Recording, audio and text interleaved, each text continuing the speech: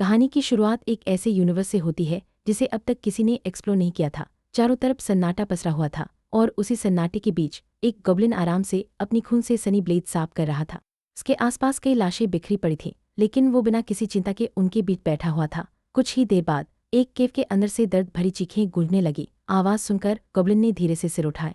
उसकी नज़र केव के अंधेरे रास्ते पर गई, जहाँ के हारे हुए दुश्मन पड़े हुए थे। वो चुपचाप अपने आसपास का जायजा लेने लगा, हर चीज को बेहद सावधानी से ऑब्जर्व कर रहा था। उधर केव के अंदर एक लड़की जिसका नाम हाइन था, रस्सियों से बंधी हुई डरीसेमी बैठी थी। उसी समय एक बदमाश उसके डॉक्यूमेंट्स चेक कर रहा था। कागज देखते ही वो बोला, ये तो बेवली हिल्स से है। बाकी लोग तुरंत हंसने लगे, मजाक उड़ाते हुए बोले, वाह, कभी बहुत अमीर इलाके में रहती थी। उनका बॉस आगे बढ़ा और पूछने लगा, अब तक शांत हुई या नहीं। वो लड़की के चेहरे की तरफ देखकर मुस्कुराया। उसे साफ दिखाई दे रहा था कि हाइन अभी तक इस अजीब दुनिया में अचानक पहुंच जाने के सदमे से बाहर नहीं निकली थी। उसने माहौल और डरावना बनाते हुए कहा, यहाँ मैजिक है, एल्व्स हैं, ऑक्स हैं, और इस जगह पर हम सबसे पहले आए थे, इसलिए यहाँ का कंट्रोल हमारा है। अगर जिंदा रहना है तो तुम्हें हमारी मदद की जरूरत पड़ेगी।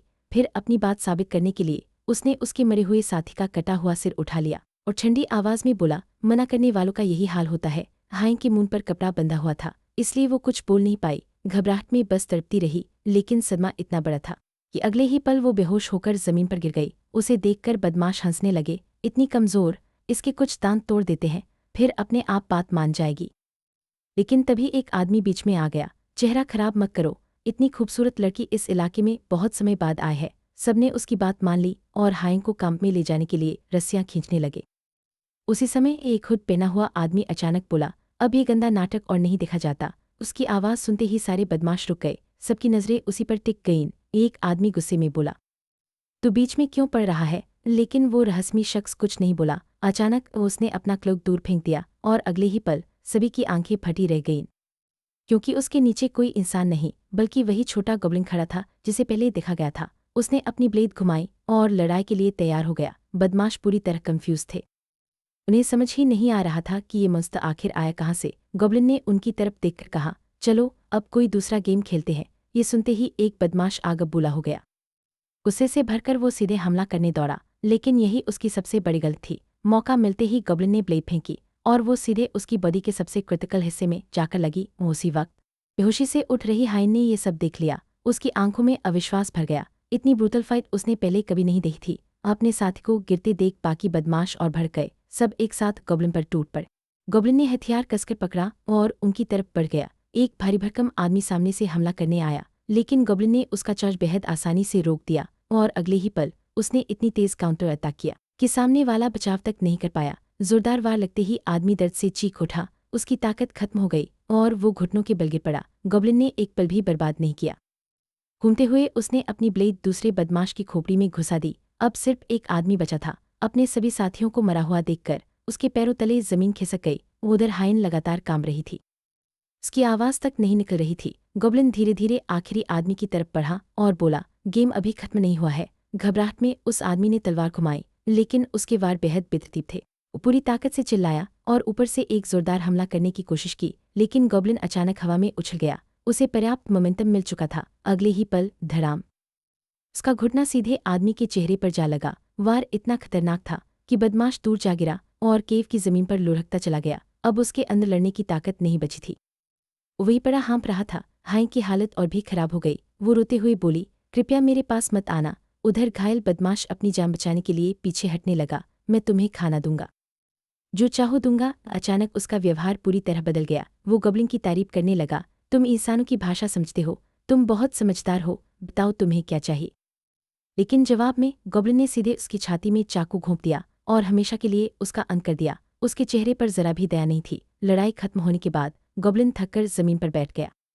ये बातल उसकी उम्मीद से ज्यादा कठिन थी, लेकिन तभी उसे पास में किसी की मौजूदगी महसूस हुई। उसने तुरंत सिर घुमा लिया। वहां हाइन बैठी थी, रस्सियों से आजाद होने का इंतजार करती हुई। गॉब्लिन उसके पास गया और अपनी बड़ी ब्लेड लकड़ी के फ्रेम में घुसा दी। चक एक ही वार में हाइन के हाथों की सारी रस्सियां कट गईं। वो धीरे धीरे उठी और दर्द से अपनी कलाई सहलाने लगी। कुछ हिम्मत जुटाकर उसने पूछा, क्या तुम भी स्टेज से हो? गॉब्लिन ने उसकी तरफ देखा और पूछा, क्या मैं तुम्हें इंसान दिखाई देता हूँ? हाइन की आंखों से आंसू बहने लगे। तुम हमारी भाषा बोलते हो, आयती जानते हो, और तुमने मुझे बचाया भी। लेकिन गॉब्लिन ने तुरंत बात काट दी, मैंने किसी को नहीं बचाया। ये जवाब सुनकर हाइन और बेचैन हो गई। मुझे सच बताओ, ये सब क्या हो रहा है? गॉब्लिन ने झुंझलाते हुए कहा। क्या तुमने उस क्रिमिनल की बातें नहीं सुनी? फिर उसने समझाया कि दोनों कभी सामान्य जिंदगी जी रहे थे, लेकिन एक दिन अचानक जागे और खुद को इस पैरेलल यूनिवर्स में पाया। ये सुनते ही हाइन का दिमाग हिल गया। उसने अपना सिर पकड़ लिया। ऑल्टरनेट वर्ल्ड की बात उसके लिए पूरी तरह पागलपन जैसी थी। गॉब्लिन कुछ पल उसे देखता रहा, फिर बोला, अगर तुम यहाँ तक पहुँच गई हो तो तुम्हें भी वो दिखाई देना चाहिए। हाइन ने हैरानी से पूछा, क्या? तभी अचानक उसकी आंखों के सामने एक चमकता हुआ डिजिटल अलर्ट उभर आया। नीले रंग का एक पैनल हवा में तैर रहा था। हाइन घबरा गई। ये क्या है? गॉब्लिन हल्का सा हंसा। अगर इन टास्क्स को पूरा करोगी तो इस दुनिया में सर्वाइव कर पाओगी और रिवॉर्ड्स भी मिल सकते हैं। इतना कहकर वो मुड़ा और जाने लगा। सिर्फ इतना बोला, जिंदा रहना है तो लड़ना सीखो। लेकिन हाइन घबराकर उसके पैर से लिपट गई। रुको, मुझे सब ठीक से समझाओ। गॉब्लिन तुरंत रुक गया। उसके चेहरे पर झुंझलाहट साफ दिखाई दे रही थी, बिना किसी हिचकिचाहट के।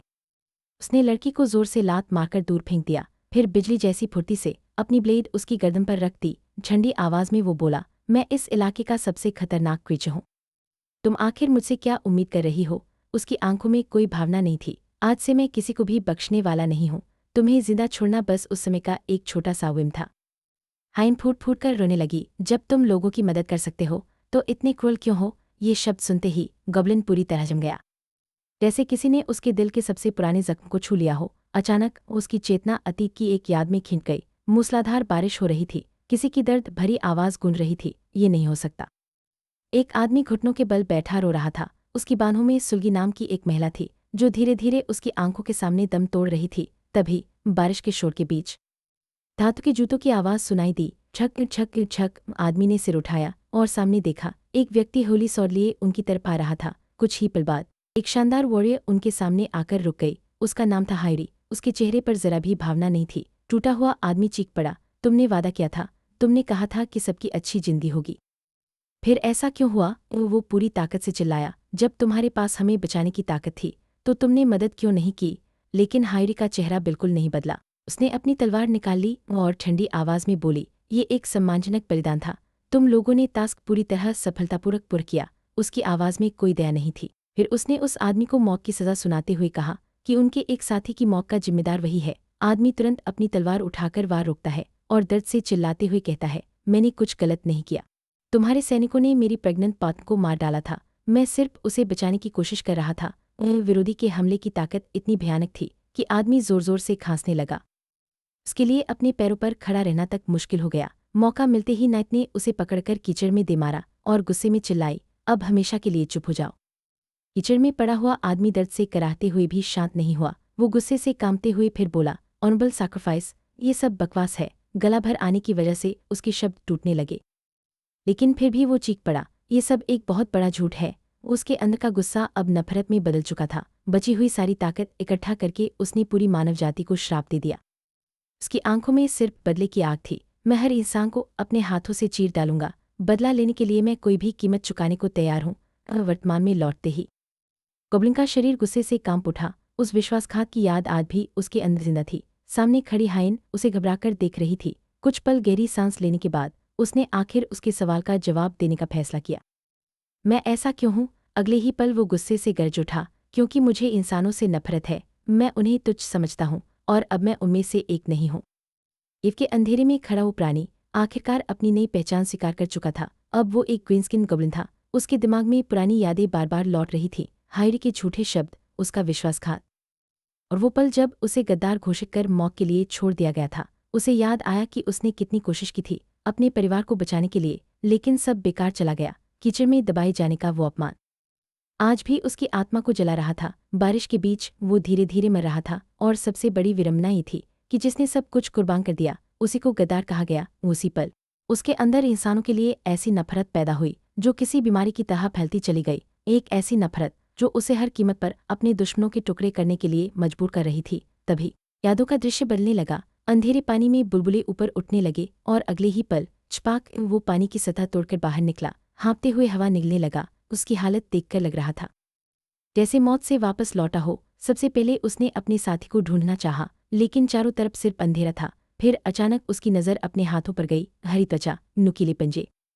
उसे समझ ही नहीं आया कि उसके साथ क्या हो गया। उसी समय उस रहस्यमयी जगह के फर्श पर बना एक विशाल मार्ग सर्कल चमकने लगा। तेज रोशनी देखकर वो घबरा गया। मैं आखिर कहाँ आ गया हूँ? अपने पलने वाले हाथों को देखकर उसके अंदर पैनिक फैल गई। तभी अंधेरे में एक विशाल आकृति दिखाई दी। एक शामन, उसने गंभीर आवाज में कहा, तुम्हारी मानवता हमेशा के लिए समाप्त हो चुकी है।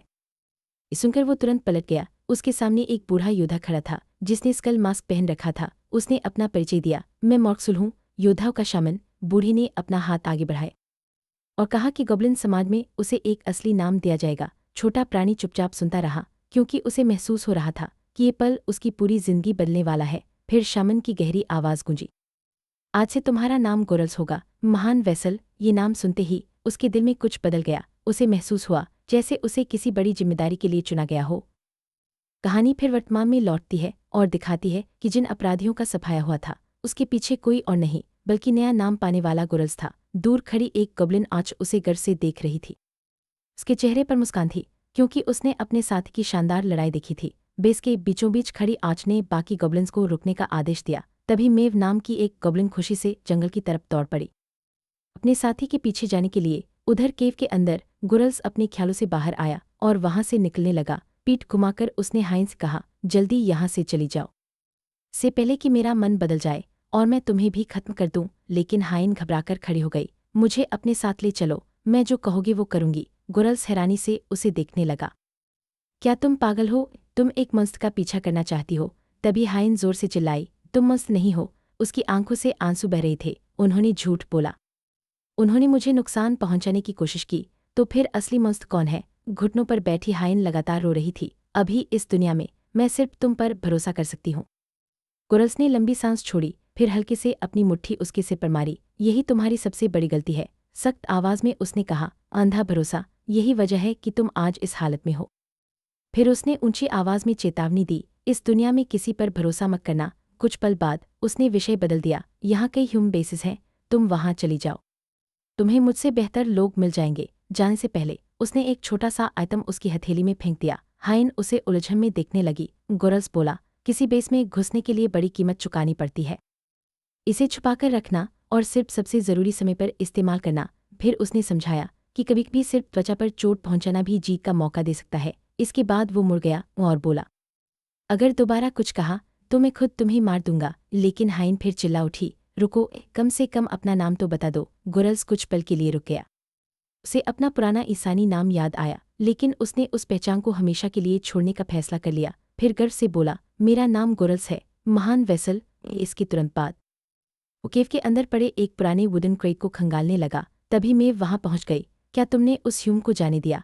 हमारी स्ट्रैटेजी तो हर इंसान को खत्म करने की थी।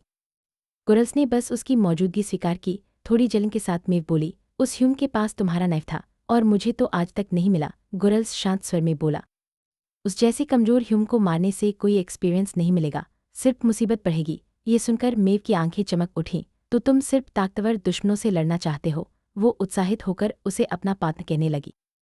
फिर उसने पूछा, वो होली सॉड विल्ड आखिर कितनी ताकतवर है जिसे तुम इतना मारना चाहते हो? गोरल्स धीरे धीरे खड़ा हुआ और उसका चेहरा अचानक ठंडा पड़ गया।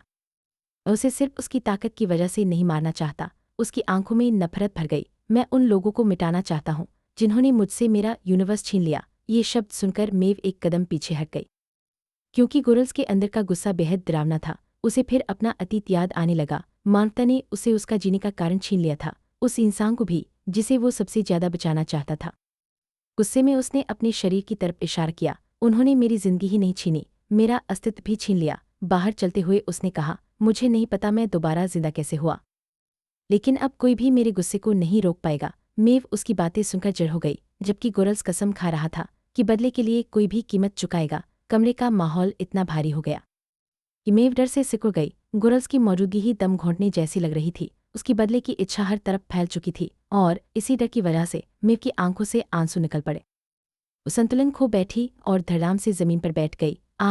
उसकी चीख सुनते ही गोरल्स होश में आया। घबराकर उसकी तरफ दौड़ा। मेव रोते हुए मेव बोली, मुझे डर लग रहा था तुम्हें इतना गुस्से में देखकर। गोरल्स तुरंत शर्मिंदा हो गया। मैं तुम पर गुस्सा नहीं था। माहौल हल्का करने के लिए उसने विषय बदल दिया, बाकी सबको बुलाओ और जो भी सामान मिला है सब शाम के पास लेकर चलो। बस इतना सुना था। मेव तुरंत खड़ी हो गई और जोश में बाकी गॉब्लिन्स को आदेश देने लगी। कुछ देर बाद गुरल्स केव के बाहर एक चट्टान पर चढ़ गया। उसके सामने पूरा विशाल यूनिवर्स फैला हुआ था। हवा उसके चेहरे को छू रही थी और वो चुपचाप अपने भविष्य के बारे में सोच रहा था। अभी दूर कई कदमों की आवाज़ सुनाई दी। गुरल्स ने अंदाज़ा लगाया कि शायद हाइन जंगल में भाग रही होगी, जिंदा रहने की कोशिश करते हुए। अचानक उसने अपना सिस्टम मेन्यू खोल लिया। एक चमकता हुआ पैनल उसके सामने आ गया। उसने टास्क चेक किया और देखा कि अब तक वो 29 ह्यूमंस को खत्म कर चुका है। बोनस अपग्रेड पाने के लिए उसे सिर्फ एक और टारगेट की जरूरत थी।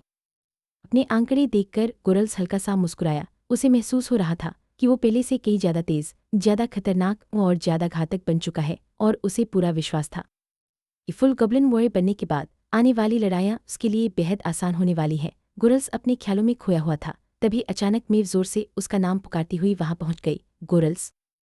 मेव ने बताया कि बेस से मिले सारे काम के सामान को सुरक्षित रख दिया गया है। अब अगला कदम क्या होगा, ये जानना चाहती थी। गुरल्स ने गंभीर आवाज में कहा, कुछ पंडित हमारी आम्बुश से बचकर निकल गए थे और वो जल्द ही मदद लेकर वापस आएंगे। उसके चेहरे पर एक खतरनाक मुस्कान उभर आई। फिर वो बोला, और ये जगह उनकी कब्र बनेगी। उसी समय सूरज की रोशनी घने जंगल पर फैल रही थी। कुछ देर बाद केव का एंट्रेंस पूरी तरह शांत था, जैसे किसी शिकार का इंतजार कर रहा हो। उधर मेव लगातार काम करने की वजह से थक चुकी थी। अपने चेहरे से पसीना पोंछते हुए वो आराम कर ही रही थी कि गुरल्स ने उसे डांट दिया। थोड़ा और सावधानी से काम कर सकती थी। तभी कॉरिडोर के दूसरे सिरे से एक गॉब्लिन चिल्लाया, गुरल्स। छोटा गॉब्लिन मुस्कुराते हुए दौड़कर आया और घर से बोला, सारे ऑर्डर्स पूरे कर दिए गए हैं। हर ट्रैप और हर बाय सही जगह लगा दिया गया है। गुरल्स ने उसके सिर पर हाथ फेरा और उसकी तारीफ की, लेकिन साथ ही कहा, मैं कोई लीड नहीं हूँ। तभी एक और गॉब्लिन आगे आया। उसने बताया कि उसने इंसानों के खिलाफ गुरल्स की लड़ाई अपनी आंखों से देखी थी और उसी वजह से वो उसे अपना सुप्रीम कमांड मानता है। ये सुनते ही बाकी गॉब्लिन्स भी उत्साहित हो गए। सबने एक साथ जयकारा लगाया और गुरल्स को अपना नया लीडर स्वीकार कर लिया। मौका देखते ही मेव ने उसका हाथ पकड़ लिया और मुस्कुराकर बोली, मैं भी इसे स्वीकार करती हूँ, लेकिन सिर्फ अपने पात्र के रूप में। इतना सुनते ही आसपास के गॉब्लिन शोर मचाने लगे। लेकिन तभी एक सेंट्री भागता हुआ वहां पहुंचा। इंसान आ रहे हैं। गुरल्स की मुस्कान तुरंत गायब हो गई। उसने अपनी ब्लेड निकाल ली और बोला, समय आ गया है। फिर उसने पूरे ट्राइब को आदेश दिया, सभी पीछे हटो और सुरक्षित जगह पर छिप जाओ। इसके बाद उसने मेव की तरफ देखा, मुझे तुम्हारी मदद चाहिए। मेव ने अपना बो तैयार किया और घर से बोली, मैं अपने पात्र के लिए तीरों की बारिश कर दूंगी।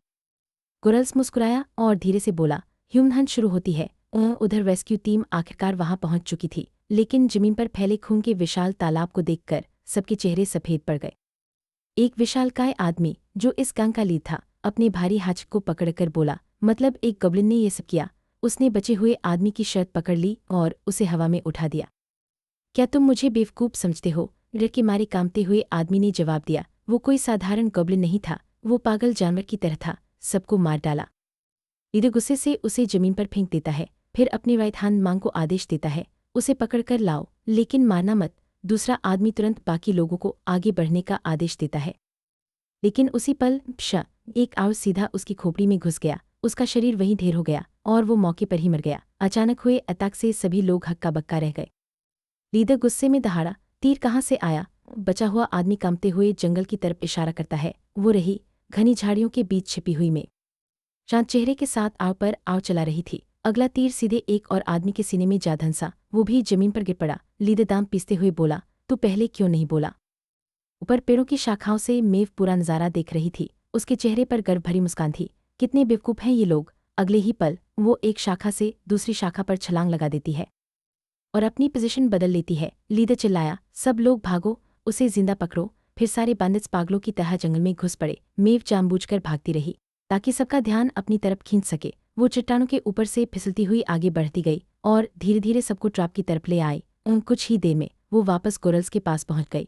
उन्होंने चारा निगल लिया। गुरल्स ने संतोष से सिर हिलाया। मेव तुरंत दूसरे एग्जिट की तरफ भाग गई। उधर बांडिट्स आगे बढ़ते हुए अचानक रुक गए, क्योंकि उनके सामने पत्थरों का एक विशाल ढेर रास्ता रोक रहा था।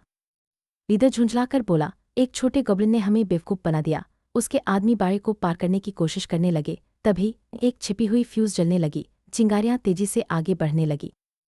आवाज़ सुनकर एक बांडिट रुक गया, लेकिन समझ नहीं पाया कि हो क्या रहा है। लीड ने भी पहले इसे नज़रअंदाज किया, लेकिन अगले ही पल उसकी आंखें फैल गईं। पत्थरों के ढेर के बीच उसे कुछ दिखाई दिया। एक बाल जो एक्सप्लोसिव से भरा हुआ था। उसके चेहरे का रंग उड़ गया। भागो, अभी भागो। लेकिन चेतावनी बहुत देर से आई। धड़ाम, ये इतना भयानक एक्सप्लोजन हुआ कि पूरी केव हिल गई। आग की लपटों ने आसपास खड़े लोगों को निगल लिया। ब्लास्ट की ताकत इतनी जबरदस्त थी कि केव का एंट्रेंस तक उड़ गया। कई लोग मौके पर ही मारे गए, जबकि कुछ लोग हवा में उछलकर दूर जा गिरे। ये एक बंदित किसी तरह बच गया। वो जमीन पर पड़ा खांस रहा था और गुस्से में गॉब्लिन्स को गालियां दे रहा था। चारों तरफ धुआं ही धुआं था। उधर दूर खड़ी मेव भी इस तबाही को देखकर दंग रह गई। ये तो उम्मीद से भी बड़ा ब्लास्ट था। फिर उसे अचानक गोरल्स की याद आई। कहीं उसे चोट तो नहीं लगी। वो घबराकर मुड़ी, लेकिन अगले ही पल उसका शरीर डर से कांप उठा, क्योंकि गोरल्स के चारों तरफ नीली रहस्यमयी ऊर्जा घूम रही थी। सिस्टम ने आखिरकार टास्क कंप्लीट मान लिया था और उसे लंबे समय से इंतजार किया गया लेवल अपग्रेड मिल चुका था। रोशनी धीरे धीरे गायब हुई और उसके सामने एक नया और कई ज्यादा शक्तिशाली गोरल्स खड़ा था। उसके चेहरे पर एक क्रूर मुस्कान थी। वो गहरी सांस लेकर अपने नए शरीर की ताकत महसूस करने लगा। उसे साफ महसूस हो रहा था कि अब वो पहले से कई ज्यादा मजबूत हो चुका है। उधर घायल बंदित अपने घाव पर हाथ रखकर खून रोकने की कोशिश कर रहा था। वो बड़बड़ाया, मैंने पहले ही चेतावनी दी थी, लेकिन किसी ने मेरी बात नहीं सुनी। तभी धुएं के बीच उसे कदमों की आवाज़ सुनाई दी। वो हंसने लगा। आखिर सामने आ ही गया जिद्दी कीड़े।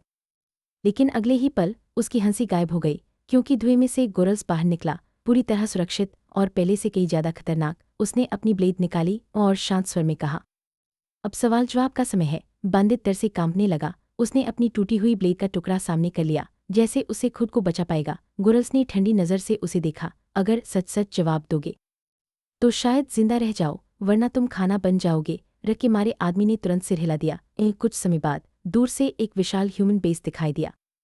गोरल्स उसे देखते ही पहचान गया, क्योंकि अपने पिछले जीवन में वो इस जगह को देख चुका था। मेव ने पूछा, क्या हुआ? लेकिन गोरल्स बस मुस्कुराया। अब सब आसान हो गया है।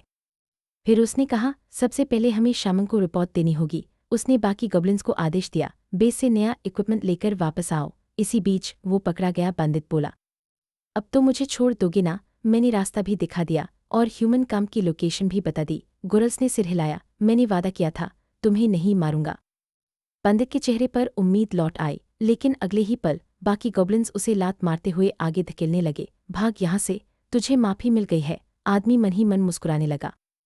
उसे लगा वो जीत गया, लेकिन उसे पता नहीं था कि पीछे पीछे कई गॉब्लिन्स भी चल रहे थे, हाथों में ब्लेड लिए और अजीब हंसी हंसते हुए। अचानक जक एक नाइफ उसकी पीठ में घुस गया। उसकी दर्दनाक चीख निकल गई, लेकिन तुरंत एक गॉब्लिन ने उसका मुंह दबा दिया और अगले ही पल सभी गॉब्लिन्स उस पर टूट पड़े। बार बार वार होने लगे। गोरल सिर्फ माप देखता रहा और ठंडी आवाज में बोला, मैंने कहा था मैं तुम्हें नहीं मारूंगा, लेकिन मेरे आदमियों के लिए मैं जिम्मेदार नहीं हूँ। कुछ ही देर बाद उसका निर्जीव शरीर कीचड़ में डूब गया। क्लांग की केव में वापस पहुंचकर बूढ़े हिल ने पूछा, ह्यूमन बेस पर रेड के लिए इक्विपमेंट क्यों चाहिए? गोरल्स तुरंत घुटनों के बल बैठ गया और सम्मान के साथ बोला, मैंने टारगेट का पूरा अध्ययन कर लिया है। अगर अभी हमला किया जाए तो हमारी जीत लगभग तय है। बूढ़ा नेता उसकी स्ट्रैटेजी के बारे में सोचने लगा, लेकिन तभी एक भारी आवाज पूरे हॉल में गूंज उठी, इस रिक्वेस्ट को तुरंत खारिज कर दीजिए। गोरल्स ने मुड़कर देखा और उसकी आंखें सिकुड़ गईं, क्योंकि सभा के बीच एक विशाल हॉब्लिन खड़ा था। उसका नाम था गॉप और वो गुस्से में बोला, हमें ह्यूमन बेस पर हमला करने की तैयारी नहीं करनी चाहिए। हमें सुप्रीम लीडर के सम के लिए तैयार होना होगा। नए हॉब्लिन ने अपनी बात विस्तार से समझाई। उसने बताया कि सुप्रीम लीड तक पहुंचने का सफर बेहद लंबा होगा और उसके लिए भारी मात्रा में रिसोर्सेज की जरूरत पड़ेगी। मॉर्क्सुल ने सिर हिलाया। वो इस बात से सहमत था। कुछ पल सोचने के बाद उसने स्वीकार किया कि गोरल्स की रेड रिक्वेस्ट को ठुकराने की उसके पास कोई ठोस वजह नहीं है। ये सुनते ही गॉप का गुस्सा फूट पड़ा। उसने उंगली उठाकर गोरल्स की तरफ इशारा किया, ये सिर्फ एक रूकी वॉरियर है, इसकी बातों पर भरोसा नहीं किया जा सकता। गोरल्स आराम से खड़ा हो गया, फिर शांत आवाज में बोला, तो मेरे साथ चलो आर्मी को बैकअप देने के लिए। उसके चेहरे पर चुनौती भरी मुस्कान आ गई, या फिर तुम्हें लगता है कि तुम इतनी मुश्किल झेल नहीं पाओगे? गॉप की मुट्ठियां कस गईं, उसकी नसें उभर आईं। क्या तुम मेरी क्षमता पर सवाल उठा रहे हो? गोरल्स ने बिना डरे जवाब दिया, अगर तुम्हें ऐसा लगता है तो मैं तुम्हें अपनी असली ताकत दिखा देता हूँ। अभी अचानक मेव भागती हुई वहां पहुंची। वो किसी गॉब्लिन को चिल्लाकर अपने पार्टनर का पता पूछ रही थी, लेकिन माहौल देखकर तुरंत रुक गई। उधर गॉप ने सीधे गोरल्स की तरफ देखा, क्या तुम्हारे अंदर ऑनर जूल स्वीकार करने की हिम्मत है? ये सुनकर मेव पूरी तरह सन्न रह गई, लेकिन गोरल्स जरा भी नहीं हिला। मैं जूल स्वीकार करता हूँ, लेकिन एक शर्त है। उसकी आंखों में चमक आ गई, जो हारेगा उसे विन की कोई भी इच्छा माननी होगी। मेव की हालत और खराब हो गई। उसे यकीन नहीं हो रहा था कि गोरल्स ने ये शर्त भी मान ली। तभी मॉर्क्सुल आगे आया और आधिकारिक रूप से ड्यूल घोषित कर दिया। आपने इसे मंजूरी क्यों दे दी? मेव परेशान होकर चिल्लाई, लेकिन किसी ने उसकी बात नहीं सुनी। कुछ ही देर बाद दोनों योद्धा एक विशाल कॉम्बैट अरेना के बीचों बीच खड़े थे। गुरल्स पूरी तरह शांत दिखाई दे रहा था, जबकि दर्शकों की भीड़ लगातार गॉब का नाम चिल्ला रही थी। दूर खड़ा हॉबगोब्लिन अपने प्रतिद्वंदी को घूर रहा था। अस्तांस में बैठी मेव परेशान होकर दूसरे गॉब्लिन से बोली, तुमने उसे रोका क्यों नहीं? दूसरे गॉब्लिन ने बेबस होकर जवाब दिया, मौका ही नहीं मिला। गुरल्स ने तुरंत हामी भर दी थी। अब फैसला वापस नहीं हो सकता। अरेना के सबसे ऊंचे हिस्से में खड़े मॉर्क्सुल ने नियम सुनाए, कोई इक्विपमेंट नहीं, कोई स्पेल नहीं। फाइट तब तक चलेगी जब तक कोई हार नहीं मान लेता या बेहोश नहीं हो जाता। ये सुनकर मेव और भी डर गई। उसने फुसफुसाकर कहा, गॉब बहुत खतरनाक है, वो अपनी ताकत बिल्कुल नहीं रोकेगा। मॉर्क्सुल ने अपना हाथ नीचे किया और मैच शुरू होने का संकेत दे दिया। गॉब की दहाड़ पूरे अरेना में गूंज उठी। वो पूरी ताकत के साथ गुरल्स की तरफ दौड़ा। सिर्फ वॉरियर बनने से खुद को मुझसे बेहतर मत समझना। उसने एक जबरदस्त हमला तैयार किया, मैं तुम्हारी हड्डियां तोड़ दूंगा ताकि तुम दोबारा लड़ ही न सको। लेकिन गुरल्स ने बेहद आसानी से चर को दर्द कर दिया। गॉब अभी संभल भी नहीं पाया था कि अगले ही पल धाम गुरल्स का मुक्का सीधे उसके पेट में जा धंसा। हवा उसके फेफड़ों से निकल गई और विशाल हॉबगोब्लिन घुटनों पर गिर पड़ा। लेकिन हमला यही नहीं रुका। गुरल्स ने तुरंत आगे बढ़कर एक भयानक नी स्ट्राइक उसके चेहरे पर दे मारी। धड़ाम गॉब पीछे उड़कर जमीन पर जा गिरा और चारों तरफ धूल का बादल फैल गया। पूरी ऑडियंस स्तब्ध रह गई। मेव समेत पूरा क्लान अविश्वास से ये दृश्य देख रहा था। गॉब दर्द से कराहते हुए उठने की कोशिश करने लगा। उसने दांत भींच लिए, लेकिन हार नहीं मानी। दर्शक फिर उसका नाम चिल्लाने लगे। उसे हौसला देने के लिए गुरल्स ने उसकी तरफ देखा और पूछा, अब भी हार नहीं मानोगे? जवाब में गॉब उठने की कोशिश करने लगा। अगले ही पल गुरल्स बिजली की तरह आगे बढ़ा और उसने गॉब का गला पकड़ लिया। हॉबगोब्लिन की आंखें फैल गईं, उसे सांस तक नहीं आ रही थी। कुछ ही सेकंड में उसका शरीर ढीला पड़ गया, उसके मुंह से झाग निकलने लगी और वो पूरी तरह बेहोश हो गया। गुरल्स ने उसे छोड़ दिया। विशाल शरीर धड़ाम से जमीन पर गिर पड़ा। गुरल्स ने एक लंबी सांस छोड़ी। शरीर अच्छा है, लेकिन फाइटिंग स्टाइल बेकार है। और पूरा क्लान खुशी से झूम उठा। मेव तो खुशी के मारे उछलने लगी। मॉर्क्सुल ने ऊंची आवाज में घोषणा की, विजेता है गुरल्स। फिर उसने वादा किया कि गुरल्स की रिक्वेस्ट स्वीकार कर ली जाएगी। गुरल्स ने सम्मान से अपनी छाती पर हाथ मारा और एल्ड का धन्यवाद किया। तभी मेव सीढ़ियां दौड़ती हुई नीचे आई और सीधे गुरल्स पर कूद पड़ी। वो उसे इतनी जोर से गले लगाती है कि लगभग दोनों गिर ही जाते। मुझे पता था तुम जीतोगे। फिर अगले ही पल वो बाकी गॉब्लिन्स की तरफ मुड़ गई और गर से बोली, देखा मेरा पार्टनर कितना शानदार है। पीछे से दूसरा गॉब्लिन आगे आया, आज से मैं लीड का मुख्य सहायक बनूंगा। लेकिन मैं कहाँ पीछे रहने वाली थी। वो तुरंत चिल्लाई, और मैं आज ही फिजिकल यूनियन की मांग करती हूँ। इस घोषणा के बाद चारों तरफ शोर मच गया। तभी मॉर्क्सुल आगे बढ़ा और पूरा माहौल शांत हो गया। मेव फिर भी उत्साह में चिल्लाती रही, जबकि एल्ड ने सिर्फ हल्का सा सिर हिला दिया। अचानक उसने अपना स्टाफ जमीन पर जोर से मारा। छाक नीली रहस्यमयी ऊर्जा पूरे क्षेत्र में फैल गई। कुछ ही पलों में एक विशाल पोर्टल उभर आया जो पूरे अरेना को रोशनी से भर रहा था। इतनी शक्तिशाली मैजिक को करीब से देखकर गुरल्स खुद भी प्रभावित हो गया। मॉर्क्सुल ने कहा, आगे बढ़ो, कोई तुमसे मिलना चाहता है। गुरल्स ने सिर हिलाया और पोर्टल के अंदर कदम रख दिया। मैं भी उसके पीछे चल पड़ी। दूसरी तरफ पहुंचते ही उनके सामने एक विशाल और बेहद भव्य दम था। जैसे ही उन्होंने लाल कालीन पर कदम रखा, पोर्टल उनके पीछे बंद हो गया। मॉर्क्सुल उन्हें रास्ता दिखाते हुए आगे ले जाने लगा। भव्य सजावट से भरे उस स्थान को देखकर गुरल्स लगातार चारों तरफ नजरें घुमा रहा था। कुछ देर बाद वे एक शानदार कांच के सामने रुक गए। अभी कमरे में डार्क एनर्जी की एक नई चमक उभरी। उस रोशनी के भीतर से दो पैर धीरे धीरे नीचे उतरते दिखाई दिए। गुरल्स ने पूरी एकाग्रता से ऊपर देखा और अगले ही पल एक गोल्डन स्किन्ड गॉब्लिन सामने आ गई। उसने मुस्कुराकर कहा, काफी समय हो गया मॉर्क्सुल। जवाब में एल्ड ने फिर अपना स्टाफ जमीन पर मारा। नीली ऊर्जा एक बार फिर पूरे हॉल में फैल गई। गुरल्स इस अद्भुत मैजिक को ध्यान से देखता रहा। मॉर्क्सुल ने शांत स्वर में कहा, अब असली बातचीत शुरू होगी। गुरल्स बिना कुछ कहे आगे बढ़ गया। भव्य हॉल की चमकदार फर्श, ऊंची वास्तुकला और रहस्यमयी वातावरण, सब कुछ उसे अलग ही दुनिया जैसा महसूस हो रहा था। चलते चलते उसने पूछा, हम आखिर कहाँ? लेकिन मॉर्क्सुल ने सवाल को अनसुना कर दिया। उसने अपना हाथ उठाया और आदेश दिया, आगे आओ। गुरल्स तुरंत उसके सामने पहुंच गया। तभी एल्ड की उंगली पर एक छोटी रहस्यमयी लौ प्रकट हुई। सिर झुका दो। गुरल्स ने बिना विरोध किए ऐसा ही किया। जैसे ही लौ ने उसे छुआ, एक अजीब ऊर्जा सीधे उसकी चेतना तक पहुंच गई। और फिर मॉर्क्सुल ने एक ऐसा आदेश दिया जिससे गुरल्स पूरी तरह चौंक गया। मैं तुम्हें अपना स्वतंत्र ट्राइब बनाने की अनुमति देता हूँ। गुरल्स कुछ पल तक कुछ बोल ही नहीं पाया। मॉर्क्सुल ने समझाया, तुमने इसे अर्जित किया है, तुम्हारे अपने फॉलोअर्स हैं और तुम्हारे अंदर पर्याप्त योग्यता भी है। फिर उसने बताया कि हॉल में मौजूद व्यक्ति उसकी नई यात्रा में सहायता करेगा। यादों जैसा दृश्य समाप्त हुआ और उनका ध्यान फिर उस डार्क रिफ्ट की तरफ गया। एक बार फिर रहस्यमयी रोशनी चमकी और वही आकृति धीरे धीरे बाहर आई। इस बार उसने पूरी तरह खुद को प्रकट किया। वो थी रम्पलस्टिल्टस्किन, गोल्डन गॉब्लिन। उसने विनम्र मुस्कान के साथ एल्ड का अभिवादन किया और गुरल्स उस चमकते हुए अनोखे प्राणी को देखकर पूरी तरह हैरान रह गया, क्योंकि उसने अपने जीवन में पहली बार ऐसी गॉब्लिन देखी थी। पूर्णराम काफी आराम से गोल्डन गोब्लिन कांत के किनारे पर बैठ गई और ने आए मेहमान के सारे शक दूर कर दिए। बिना कोई घुमावदार बात किए उसने सीधे गुरल्स को उसके टाइटल से पुकारा और कहा कि उसने सुन रखा है कि उसे नए वेपन्स की जरूरत है। और फर्श पर झुकते हुए गोल्डन गोब्लिन मुस्कुराई, लेकिन यहाँ हर चीज की कीमत होती है, बिना पेमेंट के कोई गे नहीं मिलता। फिर उसने हाथ उठाकर बात रोक दी और बोली, उससे पहले मैं तुम्हारी कहानी सुनना चाहती हूँ। बैठो। गुरल्स ने कुर्सी खींची और उस रहस्यमयी हौस के सामने जाकर बैठ गया। सिर हिलाते हुए उसने पूछा, कहानी कहाँ से शुरू करूं? कुछ समय बाद पूर्व इंसान अपनी मौत, पुनर्जन्म और वापसी की पूरी कहानी सुना चुका था। उसने साफ कहा, यही पूरी सच्चाई है। अचानक रम्पलस्टिल्टस्किन का शरीर उत्साह से कांपने लगा। धराम, उसने दोनों हथेलियां कांध पर दे मारी। कमाल है, ये तो एक मास्टरपीस है। उंगली उसकी तरफ तांकर वो जोर से चिल्लाई, मेरी जिंदगी में सुनी हुई सबसे शानदार कहानी। गोरल्स बस उसे घूरता रह गया। उसका उत्साह इतना बढ़ गया कि कमरे में रखे कागज और कई मैजिकल आइटम्स हवा में तैरने लगे। काउंट पर घुटनों के बल बैठते हुए उसने घोषणा कर दी, ये कहानी अब मेरी कलेक्शन का सबसे कीमती हिस्सा बनेगी। चुटकी बजाते ही उसकी मिस्टिक पाव पूरे कमरे में और तेजी से फैल गई। वो उछलने लगी, हंसने लगी और बार बार बताने लगी कि उसे ये कहानी कितनी पसंद आए।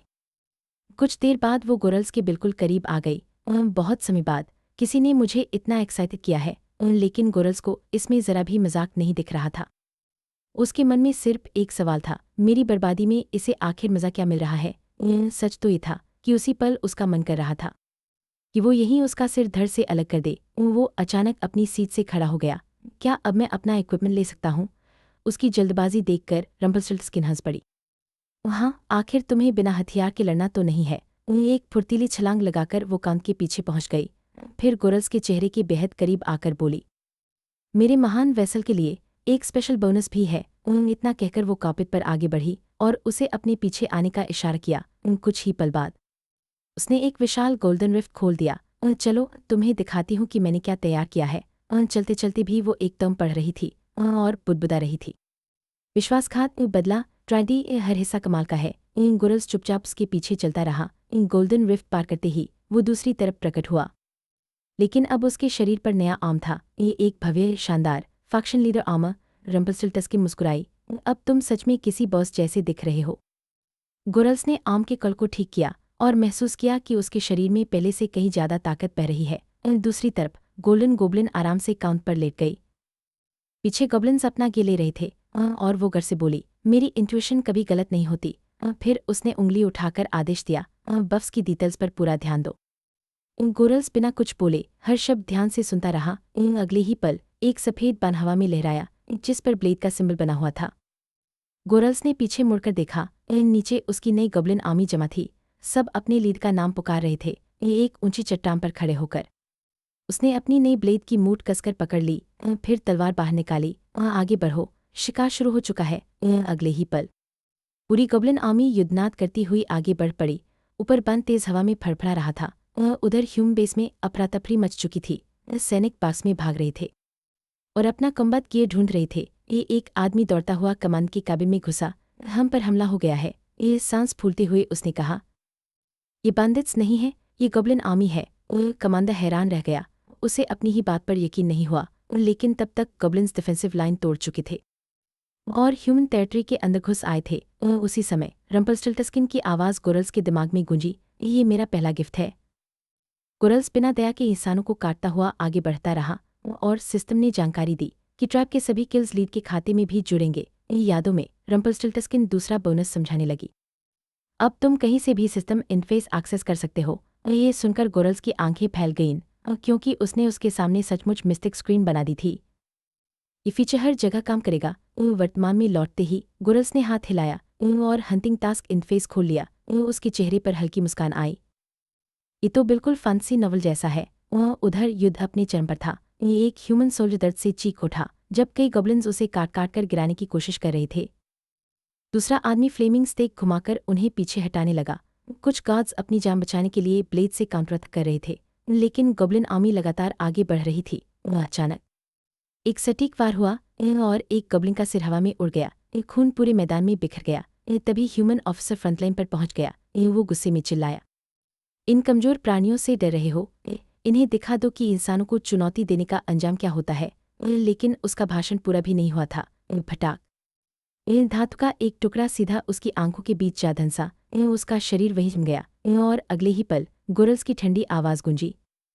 कमजोर किसे कहा था? ऑफिस का शरीर पीछे गिर पड़ा और वहीं उसकी मौत हो गई।